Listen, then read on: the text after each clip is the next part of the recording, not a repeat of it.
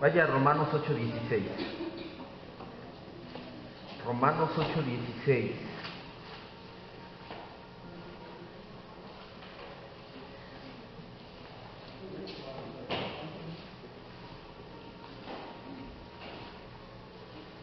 Es el tema 31, la seguridad de la salvación.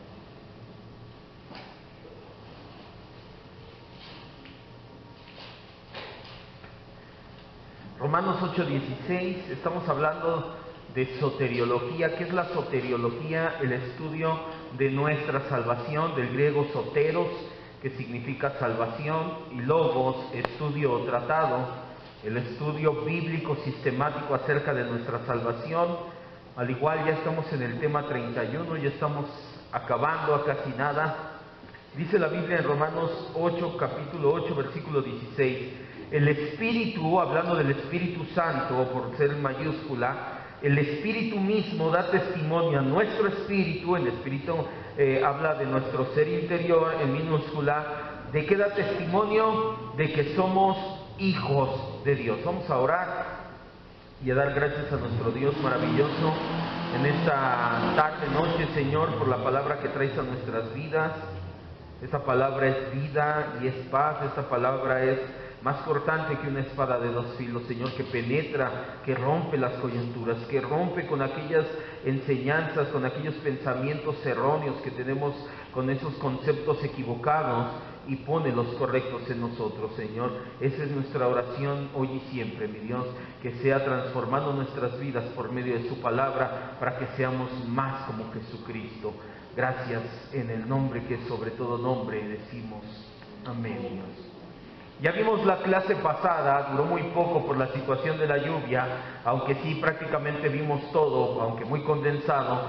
Ya vimos la clase pasada la evolución histórica de la doctrina de la preservación divina del creyente. Vimos cómo comenzó con el pelagianismo y cómo fue desembocando hasta la doctrina bien cimentada que se desarrolló en el Sínodo de Dort.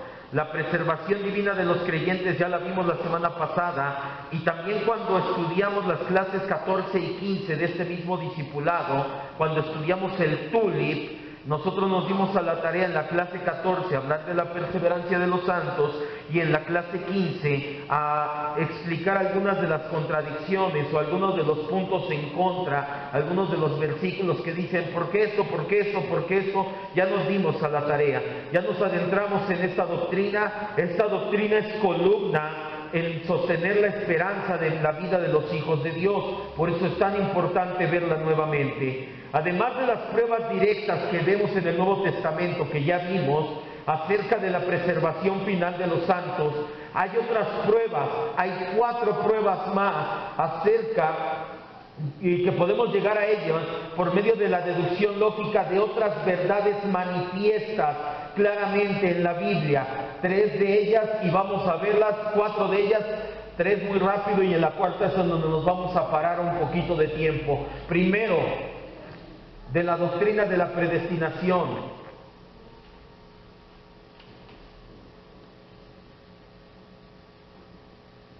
De la doctrina de la predestinación.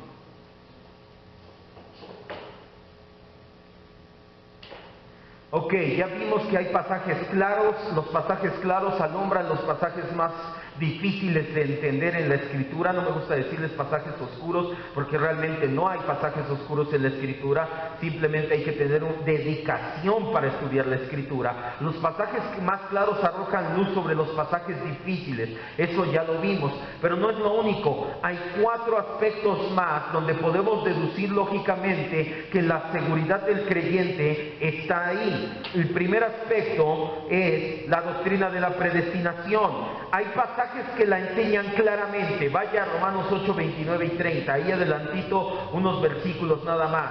¿Qué es la predestinación? Ya no nos vamos a detener. Todo para un hijo de Dios está perfectamente planeado desde la eternidad pasada para que seamos como ¿quién? Como Cristo. Eso es la predestinación, en palabras simples, en palabras muy cortas, porque realmente es un tema muy largo.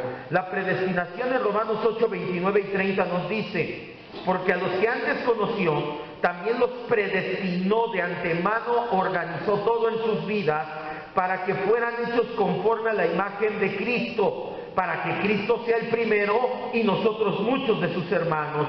Y a esos que predestinó, también los llamó, los justificó y también dice que ¿qué hizo? Nos glorificó. La doctrina de la predestinación en pasajes claros como estos nos muestran que los elegidos no solamente recibimos la gracia necesaria para ser salvos, sino también y principalmente que esa gracia nos va a mantener en estado de salvación, desembocando al estado final o a la etapa final, que es la glorificación, ¿Se acuerdan que ya lo hemos visto? Por eso es que se conoce como la cadena de oro de nuestra salvación. Cada uno es un eslabón. Empieza en la predestinación y ¿dónde termina? En la glorificación. ¿Se rompe algún eslabón? No, porque sería como decir que el plan que Dios hizo se frustró. Número 2, estos son rápidos y muchos ya los hemos visto. Les repito, en el cuarto es donde nos vamos a parar. Número 2, de la intercesión eficaz de Cristo. ¿Cómo podemos tener seguridad de nuestra salvación? Porque en primer lugar, aparte de las citas del Nuevo Testamento claras y de las citas que ya aclaramos hace tiempo, podemos ver, porque la doctrina de la predestinación nos lleva hasta ahí, podemos ver en la intercesión eficaz de Cristo. Ya sabemos que el precio de nuestra salvación es la preciosa sangre de Cristo. Esa sangre, hace tiempo en nuestro estudio de Cristología lo entendimos, es lo que hace al Señor Jesucristo un mediador eficaz. ¿Se acuerdan cuando vimos los oficios de Cristo? Cristo es Rey, profeta y ¿qué más? Sacerdote. Un sacerdote principalmente hace algo y es interceder. Pero ¿cómo lo hacía el sacerdote del Antiguo Testamento? Llegaba y decía, ándale Señor, son bien buena onda. No, ¿con qué se presentaba? Con sacrificio cruento, con sangre. Pasa lo mismo, eso solamente era un tipo de lo que había de venir. Jesucristo se para delante del Padre ¿con qué? Con su sangre preciosa. Si el Padre rechaza la intercesión de Cristo, es rechazar la sangre de Cristo, y esto no sucede. La sangre de Cristo es preciosa, es incalculable, es invaluable, es el único adjetivo que le da la Biblia. Ya entendimos que Cristo es un mediador eficaz. Subraye si está escribiendo la palabra o póngale en mayúsculas, eficaz. No solamente intercede, sino que intercede eficazmente. Y como Cristo está continuamente intercediendo en el cielo por la preservación de salvación de sus elegidos, esta termina de manera eficaz. Primera de Juan 2, 1 y 2 y Hebreos 7, 25. Vaya primero a Hebreos 7, 25.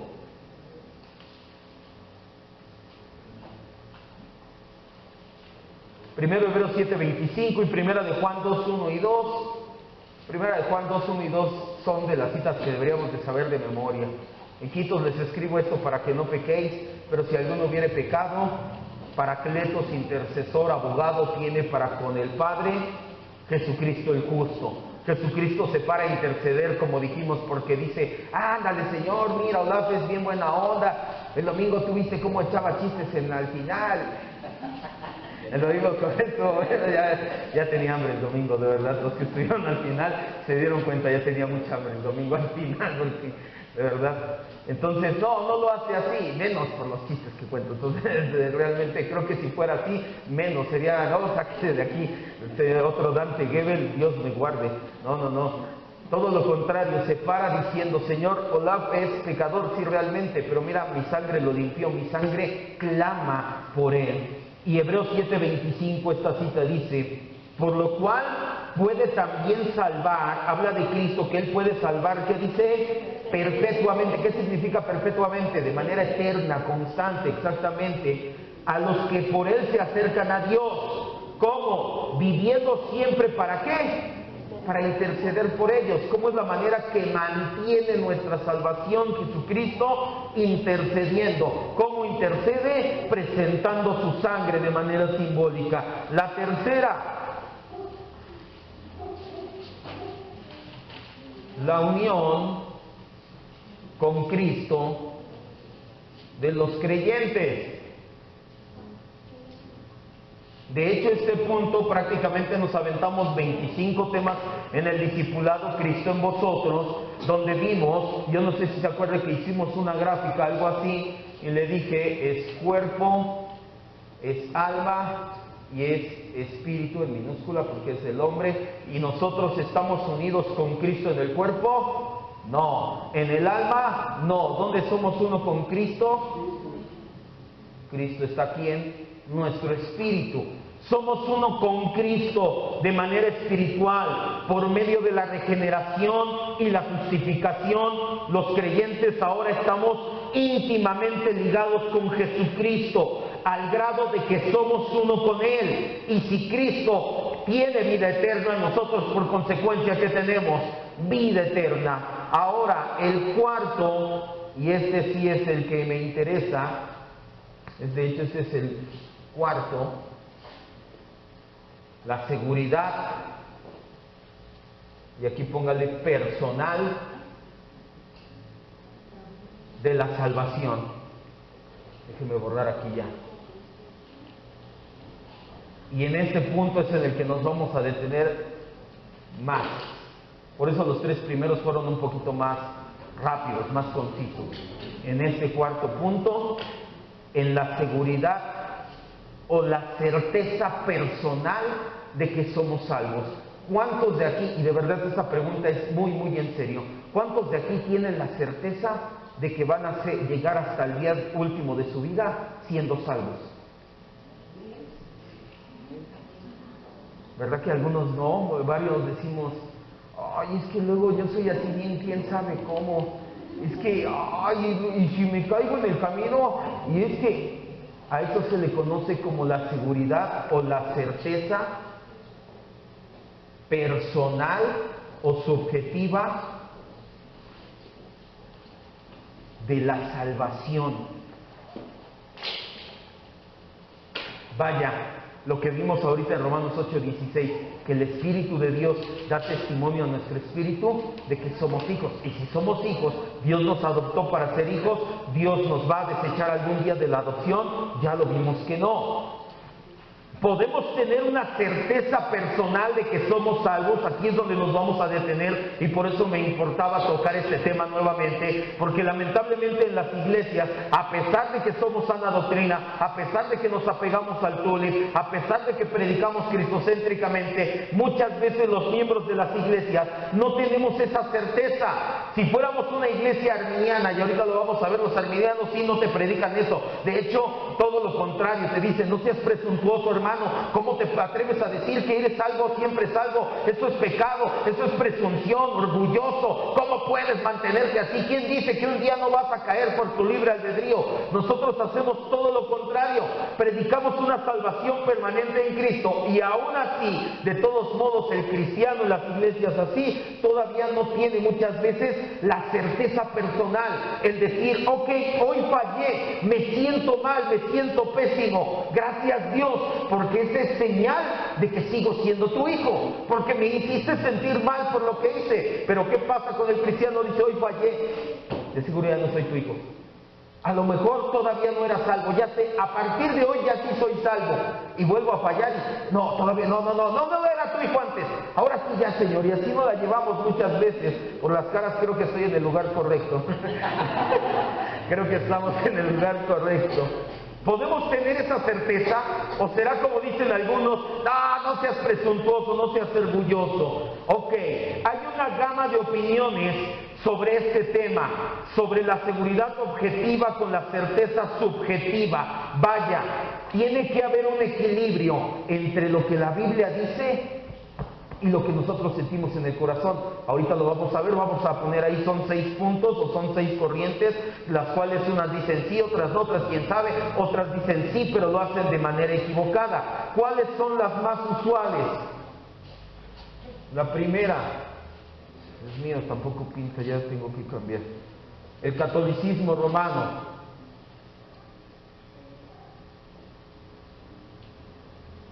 ¿Qué dicen las corrientes de la certeza de la seguridad personal o subjetiva de la salvación.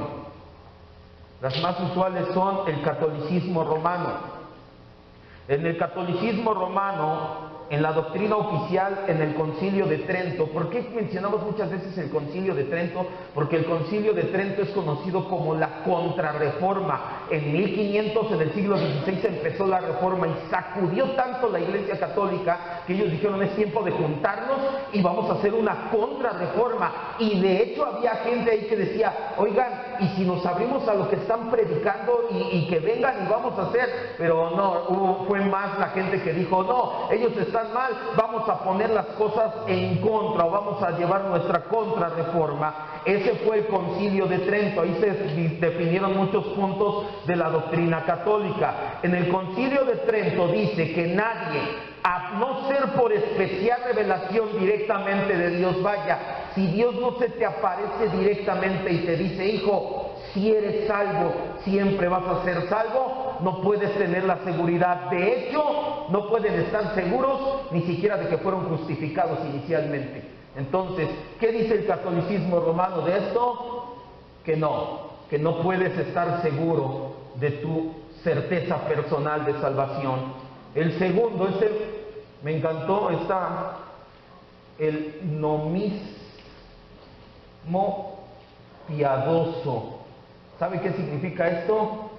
Los legalistas.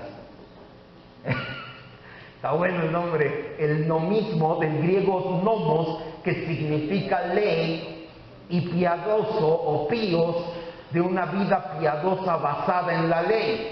¿Eso es qué? Legalismo. Una vida piadosa, ¿en quién debe de estar basada? En Cristo. Si no es en Cristo, tenemos que legalismo. Entonces, nosotros no basamos nuestra vida cristiana en la ley, nosotros basamos nuestra vida cristiana en Cristo, que son dos cosas muy diferentes. ¿Qué dice el legalismo? Sostiene que la seguridad de la salvación no va forzosamente ligada a la fe. Yo tengo fe en Cristo, perfecto, entonces puedo estar seguro que estoy salvo. No. ¿Por qué? Porque dicen que tienes que estar continuamente examinando el interior de tu corazón para ver si lo que hay en tu corazón se ajusta con las vidas de los demás santos a tu alrededor. Solamente si es así, puedes ir en buen camino. Esta es una opinión a todas luces equivocada, porque la Escritura es la que nos marca, y no las demás personas, las señales donde tenemos nuestra verdadera conversión. Entonces, ¿qué dice el legalismo? No puedes tener certeza personal de tu salvación. Por eso es que hay varios aquí que no tienen esa certeza, porque basan su certeza en su comportamiento y no en Cristo. Si tú basas, y ahorita lo vamos a ver al final, en la inmutabilidad de Dios, entonces sí puedes tener esa certeza de decir: Señor, hoy la regué como nunca la he regado. Si no fuera porque tú nunca cambias, de verdad que yo sabría que no soy tu hijo. Gracias, confieso, me aparto, porque tampoco es un permiso para seguir pecando. Confieso: Señor, soy de esto, lo otro, me aparto, empiezo a hacer penitencia no del tipo católico de darte de golpe, sino de decir: me alejo de lo que me hizo caer. Entonces sí estás demostrando que eres verdaderamente una persona que guarda su salvación, Dios en sus manos. El tercero, el metodismo.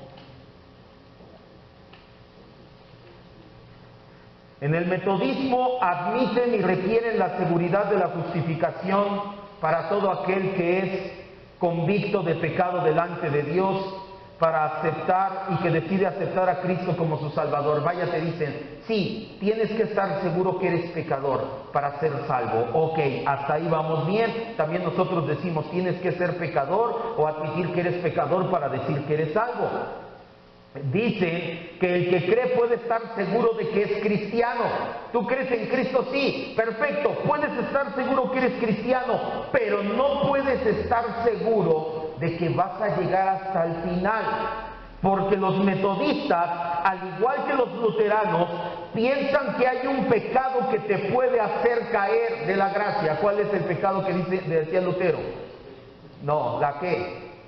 La apostasía. El Lutero, acuérdense que decía, él basaba tanto en la fe del creyente que decía, si el creyente pierde su fe, apostata y se pierde. Nosotros sabemos que la fe no es de nosotros, ¿o sí? No, viene de Cristo, viene de parte de Dios. Por eso es que tampoco la puedo perder. Gracias, Dios no dejó nada para que nosotros cuidáramos, sino ellos, al igual que los luteranos, piensan que los verdaderos creyentes pueden un día apostatar y perder la salvación. En esta concepción arminiana, que tiene un gran énfasis en el libre albedrío, cosa que Lutero sí no hacía. De hecho, Lutero tiene un libro muy bueno que se llama El esclavo albedrío, de servo arbitro. Dependen en última instancia tanto la aceptación del evangelio como la perseveración final. En otras palabras, el metodista no cree que puede haber seguridad interna en cuanto a la salvación. Un metodista, si tú le dices,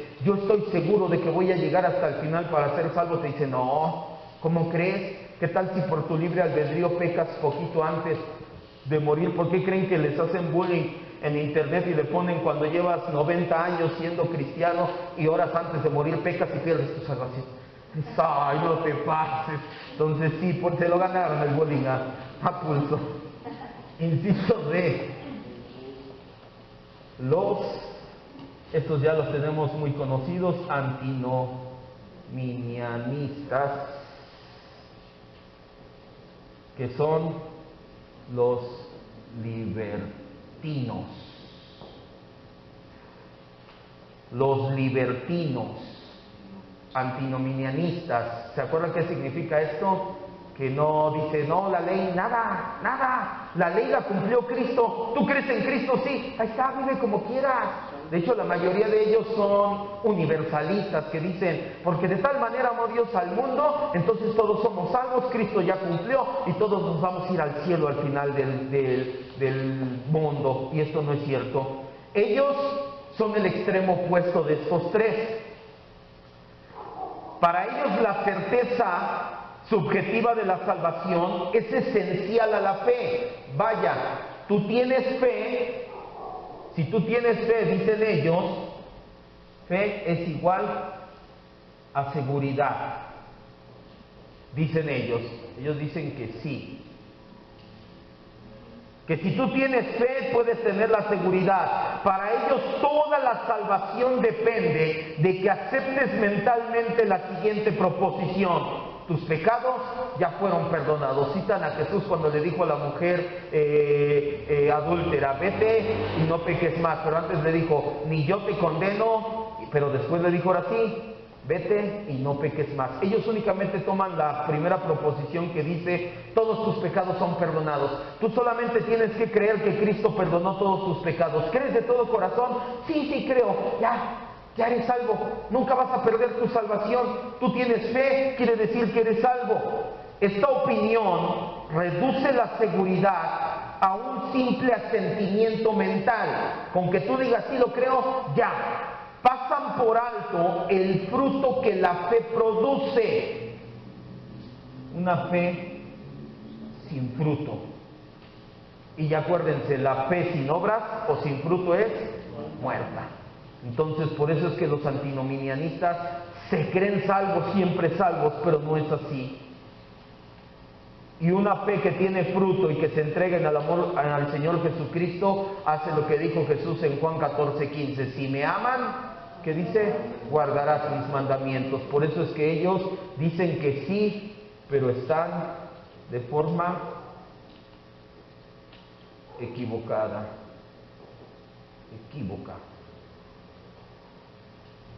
El inciso E. Algunos bautistas particulares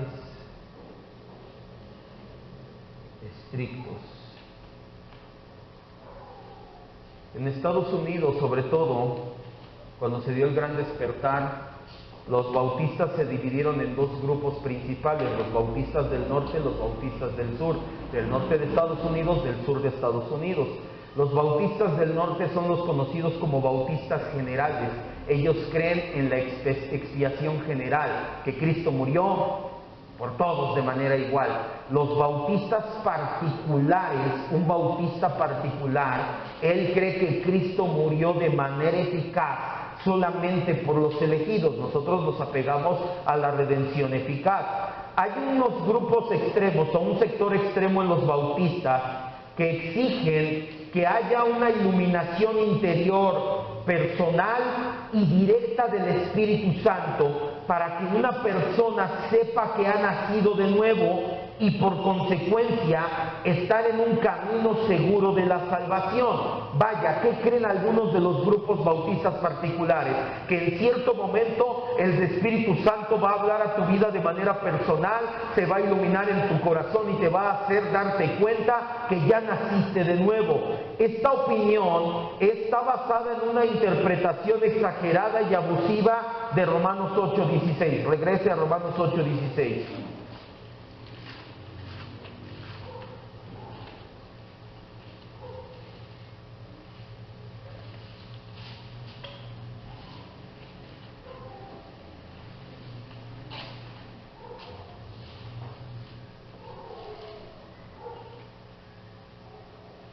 Ellos dicen, Romanos 8:16 dice, el Espíritu da testimonio a tu espíritu de que eres hijo de Dios. Entonces, en algún momento de tu caminar cristiano vas a tener una iluminación que te va a hacer que te des cuenta que naciste de nuevo y que vas en camino seguro a la salvación.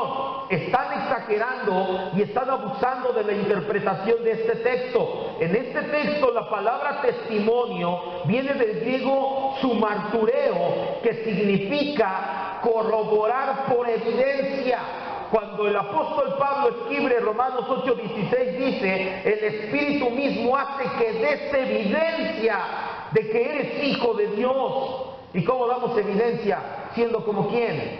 Como Cristo. Entonces no es una interpretación muy sabia. Esta interpretación tiene el inconveniente de poner la seguridad de la salvación demasiado subjetiva.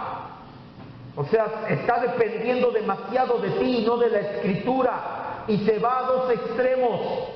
El primero es de la ilusión, de a lo mejor no das fruto, pero tú dices, pero yo ya sentí que soy cristiano, a mí ya el Espíritu me hizo sentir que soy cristiano. No das fruto, pero tú dices que ya se te apareció el Espíritu y ya te hizo sentir que eres hijo de Dios. El otro extremo es la desesperación. ¿Qué pasa con aquellos que no han sentido que ya son cristianos? ¿Y si no soy? ¿Y si no soy? Y es que a mí no me ha pasado. Es que en la iglesia dicen que un día el Espíritu me va a iluminar. No me ha iluminado, voy a estar orando porque me ilumine. Señor, ilumíname. Pasan 3 horas, 3 días, ilumíname, Señor. Y caen en la desesperación de la incertidumbre de no haber experimentado de manera personal tu salvación. Este punto nos dice, o en esta postura nos dicen que sí, pero al igual que esta, de forma equivocada. ¿De qué estamos hablando? De que si tú puedes sentir o tú puedes saber personalmente en tu corazón que eres salvo. Sí se puede saber. El catolicismo romano te dice que no. Los legalistas te dicen que no, los metodistas te dicen que no. Hay otras dos corrientes que dicen que sí, los libertinos, pero ellos no viven conforme a la Escritura. Los bautistas, algunos grupos bautistas particulares, pero ellos lo hacen en una interpretación errónea y caen en la ilusión o la desesperación. ¿Dónde dejé? Acá está. El último, ya voy a borrar.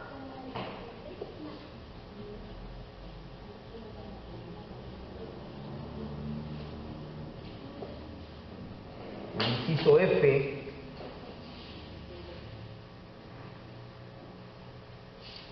es a la que nos apegamos nosotros, la posición reformada.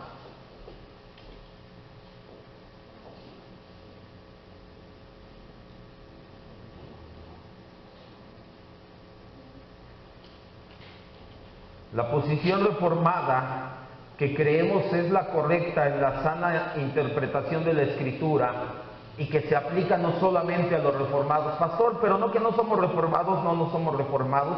El día domingo, cuando sigamos hablando de los aspectos de sujeción o de sumisión a la iglesia, nos vamos a dar cuenta por qué, entre otros puntos, no somos reformados. Porque los reformados, entre otras cosas, te piden sumisión financiera, económica, sí, pero ellos sí, para darte la membresía te piden que diezmes. Si no diezmas, no hay membresía.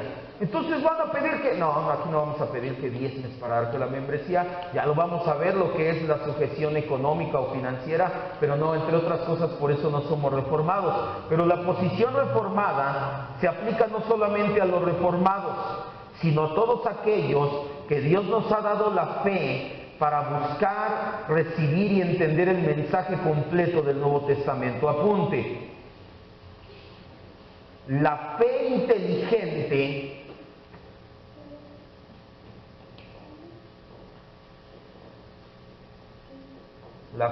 inteligente da el sentimiento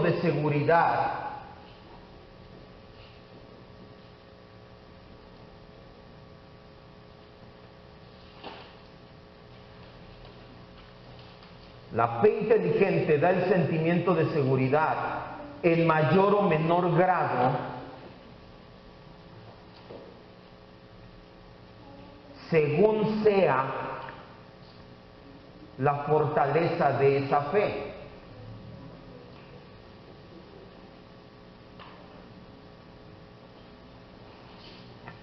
La fe inteligente da el sentimiento de seguridad. Sí puedes sentir que eres salvo, pero ¿basado en qué? En una fe inteligente. Y esa fe inteligente te da mayor o menor grado de seguridad. ¿Por qué a veces es más grande? ¿Por qué a veces es más pequeña? Pues depende de la fortaleza que tengas esa fe. Si eres un neonato, si eres un acabado de convertir, ¿tu fe será muy fuerte? No. Si acabas de pasar por un periodo de pecado desvergonzado, ¿tu fe será muy fuerte? No. Pero ¿qué pasa cuando por la gracia de Dios te has mantenido, has madurado, y aunque te caes el Señor te levanta y sigues? ¿Tu fe es fuerte? ¿Tu seguridad va a ser fuerte? Sí, por eso es que sí podemos tener una seguridad, pero basados en la fe inteligente. Ojo, no significa que siempre vas a tener la misma certeza. Dios en su infinita sabiduría puede permitir que esa seguridad que tienes, que has recibido por el Espíritu Santo por medio de la fe, a veces se vea ofuscada, alterada por momentos de duda y de crisis, de desolación espiritual, algo que muchos teólogos conocen como la noche oscura del alma, como el desierto espiritual, como el valle de sombra de muerte. ¿Por qué Dios permite que tu fe se sacuda en esos crisis? Porque Dios usa esos momentos de desolación para purificar tu corazón de impurezas como pequeños ídolos y malignas adherencias. Vaya, Dios, en afán de terminar de purificarnos, permite que pases por el valle de sombra de muerte para que te deshagas de esos pequeños ídolos que tienes. ¿Qué hacer si no tengo una seguridad personal de mi salvación o si estoy en el valle de sombra de muerte? ¿Qué hace la fe inteligente? Número 1,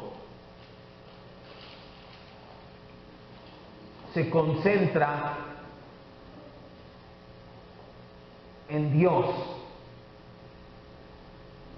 y no en los acontecimientos. Sí podemos tener una seguridad de nuestra salvación. Sí, Dios te hace sentir que estás seguro. ¿Qué haces? Pastor, yo no me siento seguro. Porque tu fe inteligente todavía no estás avivado, avispado en esa situación. Pastor, yo me sentía seguro, pero a veces, y es que ahorita estoy en el valle de sombra de muerte, ahorita Dios está probando mi vida y ya no sé si soy salvo. Dios quiere purificar tu vida. ¿Cómo hacer en los dos casos? Si no estás seguro, si estabas seguro pero estás pasando por un periodo de prueba, primero, concéntrate en quién es Dios y no en lo que estás pasando, en lo que está aconteciendo, lo que estás sintiendo. Por eso es importante conocer al Dios de la Escritura. El Dios que la Escritura nos muestra tiene atributos. Uno de ellos es inmutabilidad. Dios no cambia. Si Él ha prometido estar siempre de tu lado, si Él ha prometido tenerte siempre en el hueco de tu mano, no va a cambiar nunca de opinión. Además, ese Dios es todopoderoso, por lo tanto no hay nada que le impida cumplir su promesa de que siempre vas a ser salvo. Cuando la vida de Job se derrumbó, Job era un hombre con fe, pero Dios quería que dejara su fe ciega y cayera en una fe inteligente. Dios sirvió la fe de Job para que Job entendiera, y Job, aunque Dios guardó silencio, Job encontraba razones para confiar en Dios. ¿En qué? En su carácter. Ahora, tú puedes concéntrate en Dios, en un Dios que no conoces. No, y ese nos lleva al punto número 2, confía o confiar en Dios.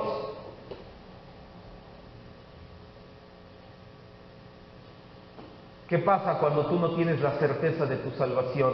¿O qué pasa si has tenido esa certeza y se ha visto sacudida porque estás en periodo de prueba, de valle de sombra de muerte? Primero, concéntrate en quién es Dios y no en tus problemas o en las situaciones o en tus sentimientos. Segundo, confía en Dios. Confía que Dios cumple sus promesas. Este es uno de los motivos por los cuales están sucediendo las cosas de esa manera, de hecho. ¿Pero por qué estoy pasando por esta situación? Porque la Biblia dice en Juan 15 que nosotros somos los pámpanos y Él es la vid. Y dice que Él va a podar la rama que lleva fruto para que dé más fruto. Vaya, Dios quiere que confíes en Él, porque la fe que solamente sale de las emociones es una fe que fácilmente se cae, pero la fe que sale de en medio del dolor y la duda es una fe sólida, duradera e inteligente. Y punto número 3, recuerda lo que Dios ha hecho por ti en el pasado.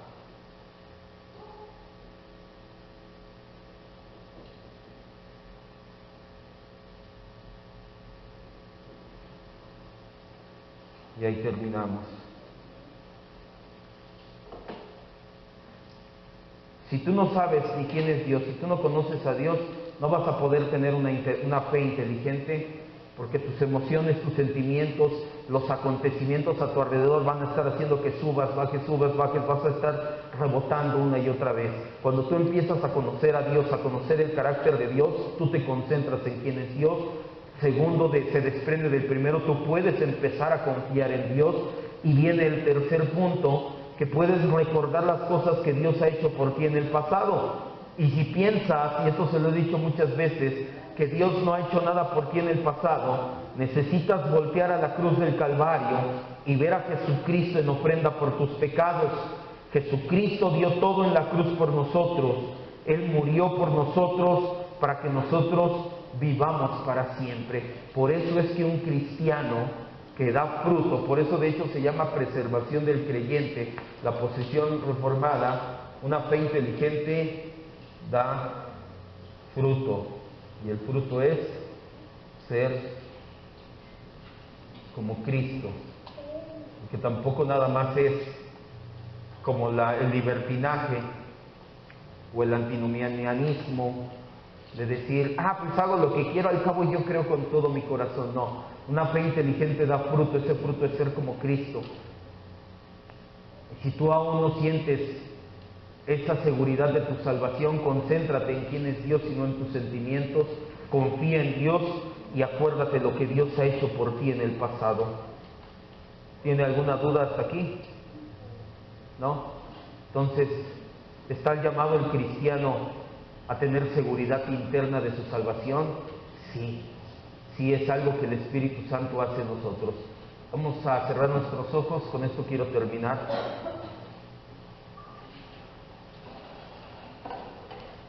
Quiero que entienda esto, el propósito de esta clase, el punto al cual quiero llevarnos, la palabra el día de hoy, más que a tener el conocimiento de cuáles son las perspectivas acerca de la seguridad de la salvación, que no está de más saberlo, es que usted se vaya de aquí estando seguro de que es salvo, a excepción de que esté viviendo en un pecado desvergonzado.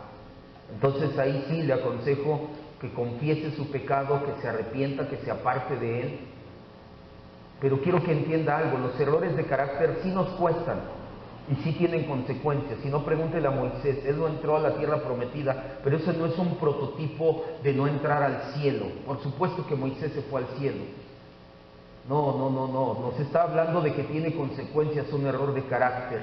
Pero una cosa son los errores de carácter y otra cosa son los pecados desvergonzados. Si usted tiene errores de carácter y por esos errores de carácter cree que no es salvo o cree que no puede tener seguridad de su salvación, usted está poniendo la seguridad en sí mismo. No es una fe inteligente esa. Una fe inteligente va a hacer que tú tengas seguridad de tu salvación. Repito, siempre y cuando no vivas en pecado desvergonzado. Y esa fe inteligente se basa en 3 puntos: en que se concentra en Dios, se concentra en su carácter, se concentra en sus promesas, confía en Dios, confía en que Él es cumplidor de sus promesas y recuerda quién es Dios. Recuerda que envió a su Hijo Jesucristo a morir por nosotros. Yo no soy presuntuoso. Si yo puedo levantar mi mano y decir junto con varios aquí, sí, yo estoy seguro de que soy salvo hasta el final, es porque la seguridad no la tengo en mí, ni en mis obras, ni en mi carácter, ni en lo que yo hago. Porque por muy pastor que sea, sigo teniendo errores. Mi fe está en Jesucristo, en que Jesucristo no cambia, en que Él es fiel a sus promesas y en que nunca me va a dejar de su mano. Solamente quiero terminar recordándole que Dios jamás se va a apartar de su lado permanentemente. Él jamás te va a dejar ni te va a abandonar para siempre. Si estás pasando por el valle de sombra de muerte y está siendo sacudida tu fe, es porque Dios quiere que tengas una fe inteligente basada en estos 3 puntos. En primer lugar, Él nunca te va a dejar porque su carácter no cambia, pero también es porque estamos basados en el sacrificio de Cristo. Cuando Cristo colgaba del madero dijo: Dios mío, ¿por qué me has abandonado? Pastor, ¿pero qué Dios no debería de darle la espalda cuando yo peco por mis pecados que he cometido? Claro que sí. Dios se enojó y descargó toda su ira y dio la espalda, pero no a ti. Le dio la espalda a Jesucristo colgado en la cruz. Te lo voy a decir las veces que sea necesario hasta que entiendas que Dios ya descargó toda su ira, pero no contra ti, sino contra Cristo. Por eso es que puedes estar seguro. Esa es una fe inteligente. Demos gracias a Dios cuando pasemos entonces por el desierto. Demos gracias a Dios cuando nuestra fe es sacudida, porque Él nos quiere llevar a una fe inteligente que nos dé una seguridad personal de que somos hijos de Dios, para que verdaderamente se cumpla lo que dice Romanos 8:16 de manera efectiva. El Espíritu da testimonio, el Espíritu da evidencia en nuestro espíritu de que somos hijos de Dios. Oremos y digámosle: Señor, yo quiero tener una fe inteligente, yo quiero tener la seguridad de mi salvación. Quita mi mente, que mi mente piense, que mi corazón esté confiado en mis obras, en mi carácter, en mi justicia. Lutero decía: si me miro a mí mismo, veo imposible salvarme, pero miro a Jesucristo y veo imposible perderme. Señor, que nuestra fe sea una fe que mira a Jesucristo, que confíe en Él, que crea en Él, que recuerde lo que ha hecho por nosotros, y que podamos tener esa seguridad, no para vanagloriarnos, no para vivir como queramos, Señor, sino todo lo contrario, como un bálsamo a nuestras vidas, porque cuando estamos en situaciones difíciles, el mundo nos agobia, el mundo nos aplasta. El apóstol Pablo mismo lo dijo: si no tuviéramos certeza de resurrección, somos dignos de lástima. Las situaciones que pasamos en esta vida a veces nos aplastan, y si encima no tuviéramos la certeza de que vamos a permanecer en Cristo, más lástima mereceríamos. Pero Señor, no importa lo que estemos pasando, angustia, desnudez, persecución, hambre, muerte, podemos estar seguros de que vamos a preservar, a perseverar hasta el final, Señor. No es presunción, es porque confiamos en Jesucristo, nuestro Salvador. Confiamos en que tú no cambias, confiamos en tus promesas, confiamos en que tú colgaste del madero, tú que colgaste por nuestros pecados, tú sufriste ahí, Señor. Trae a nosotros la seguridad de nuestra salvación, Señor. Una seguridad basada en tu palabra, basada en una fe inteligente, pero una seguridad personal, que cada uno de los que estamos aquí podamos decir: soy salvo, soy santo por la obra de Jesucristo. Que esa sea nuestra seguridad eterna, Señor.